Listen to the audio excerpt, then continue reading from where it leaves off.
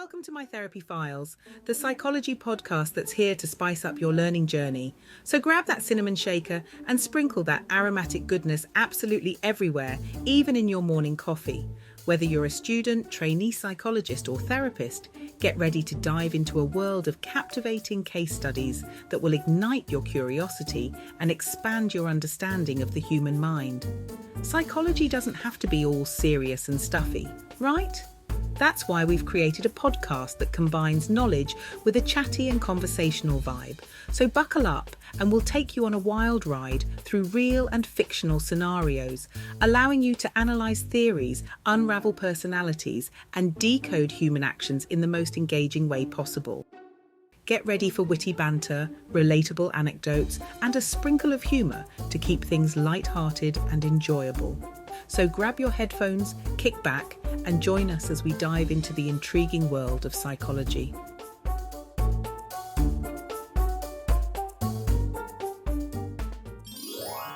So you want to know how to write a report for psychological investigations?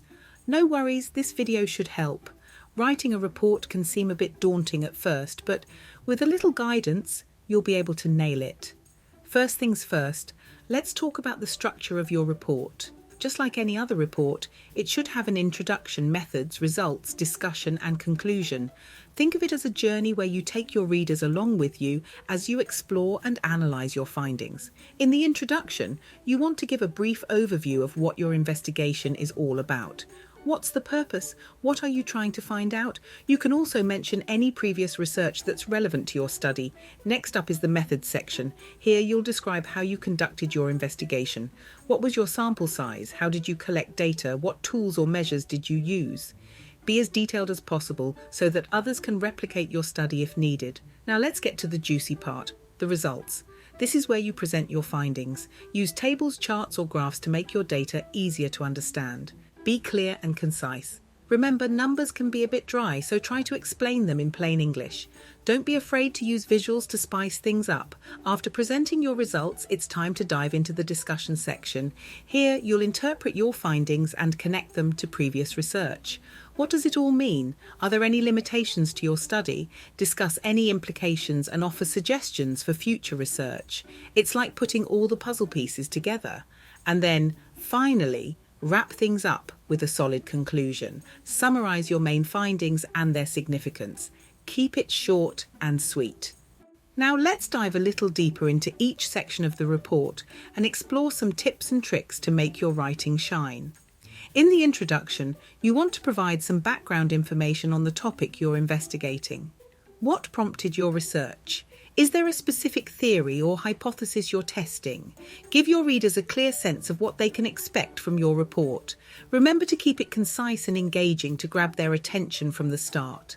Now, onto the methods section. This is where you lay out the details of your study. Start by describing your participants. Who were they? How were they selected? Mention any demographic information that might be relevant. Then move on to the procedures.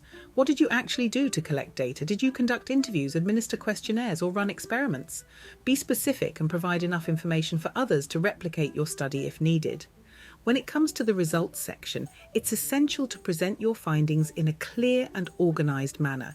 Use tables, charts, or graphs to display your data visually. Make sure to label everything properly and provide clear explanations for what the data represents. If you have statistical analyses, explain them in everyday language so that readers can understand the significance of your results. Now, let's chat about the discussion section. This is where you get to interpret your findings and put them into context. Start by summarising your main findings and highlighting their significance. Then, discuss any patterns or trends you observed. Do your results support or contradict existing theories? Are there any limitations to your study that might have influenced the outcomes? Don't be afraid to critically analyse your own work and acknowledge any potential weaknesses. Finally, suggest future research directions that could build upon your findings. Last but not least, wrap up your report with a concise conclusion.